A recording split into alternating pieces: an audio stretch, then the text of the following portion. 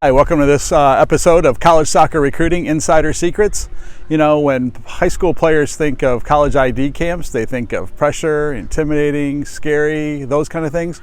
We're going to try to give you some tips today, and some of our friends who are college coaches are going to give you some tips about how to survive a college ID camp and how to pick the right one on this episode of College Soccer Recruiting Insider Secrets. Do you want to play college soccer and have your education paid for with an athletic scholarship?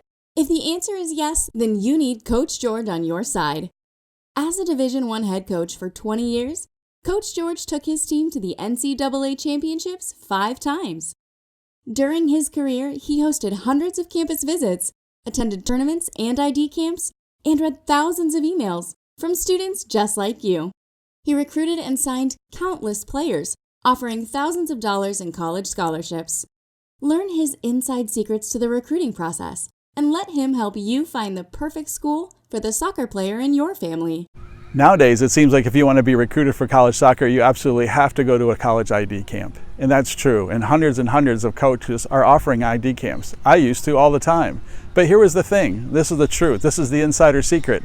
Is that only 5 or 6 of those players at a camp where I had with 70, 80 players were going to get picked by me or some of the coaches that I would hire to work my camp. I want to give you some tips, give you some insider secrets of how you can be noticed. Increase your odds to make sure that you're being noticed when you come to that camp, because you're traveling there most likely, you're paying a fee, you might be staying overnight at a hotel. I want to make sure you get the biggest value for your investment in trying to make sure you get a college scholarship. So first of all, let's hear some secrets from the top coaches. Hear from Coach Marsha Harper, the assistant coach at the University of Massachusetts. Coach Marcia, what do you have to say about college ID camps? I think ID camps are really important, but I don't think that you need to go to 1,000. I think that once you have your idea of maybe your top 5 schools, you go to those ID camps.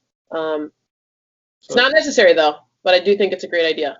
So kind of just to make sure I understand what you're saying don't go to ID camps to look for schools to maybe go to, but go once you have an idea that you like school X, Y, and Z, then see what their ID camps are if you want to go there and then get Absolutely. Yeah. Do your research first. I mean, I guess you could go to all those, but I would suggest not. Yeah. I would suggest doing your research before, then you have kind of a narrowed vision. And then it's kind of more, it's with an intent while you're going to those ID camps, not just to explore. Okay, thanks Coach Marcia from the University of Massachusetts. Now let's hear from the other side of the country at the University of California, Berkeley, Associate Head Coach, Coach Risenhoover. Coach Austin, what do you have to say about college ID camps? Well, I think the college ID market is such a big market now. So I think you can go in and probably find one every week. So what is important for me personally, even coaching club and dealing with, our own ID camps, is I highly suggest that you make sure that, with the new rules, you can do, an unofficial visit. You can go do their ID camp. I would make sure that the coach that you want, or if you're on campus, make sure the head coach is there, that they get to see you, that they get to evaluate you.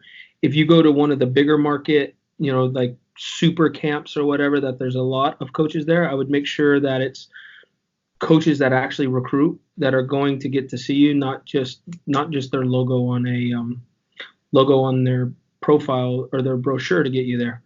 ID camps, I think, could be very good, and I think with the new rules, I would be very selective on going to one every week, or making sure that you can tie in visits, meetings with the coaches, et cetera, et cetera. So would you suggest people who are maybe down to their final 3 or 4 schools in terms of their list, maybe that's the time to go to an ID camp versus, hey, I have no idea where I'm going, and then look at an ID camp? Or what's your thoughts? Yeah, I mean, I think if you don't have a clue of where to go, I think you could spend a lot of money real quick going to a lot of ID camps. I think if you do narrow it down to 3, the ID camp's good to get in front of the coach, to get to play with the coach. Generally speaking, sometimes there's players working there. They'll do a campus, now with tours, part of the ID camps. You can get a little bit more intimate feel. So you can get that. I think if you get in this wild chase of trying to get ID camps, you could be at a different camp every week. Okay, thanks so much, Coach. Those are great tips. Here's the thing. When I did college ID camps, either I was working them or they were my own. Rarely would I end up picking a player who I never heard of before. Usually I received an email from that player, a club coach talked to me about that player. I knew about that player coming into the ID camp. And as I said, rarely did I find a player that I hadn't seen before or anything and do anything. First of all, if it's my camp, I'm worried about the t-shirts, the lunch, everything else going on. The coach who's hosting the camp doesn't always have time to watch the players as much as they would want to. So it's very important that you make some kind of a contact with the coaches that you want to be seen at these college ID camps. When you decide to go to a college ID camp, there is nothing wrong with calling a coach ahead of time and finding out who is going to be at that camp. Often as I was getting my college ID camp together, I'd get emails or calls from parents saying, who's going to be the coaches at the camp? Tell me ahead of time. And I knew right away I had to give them the names of who I was going to have, and then they were going to go out and try to contact them ahead of time and send emails.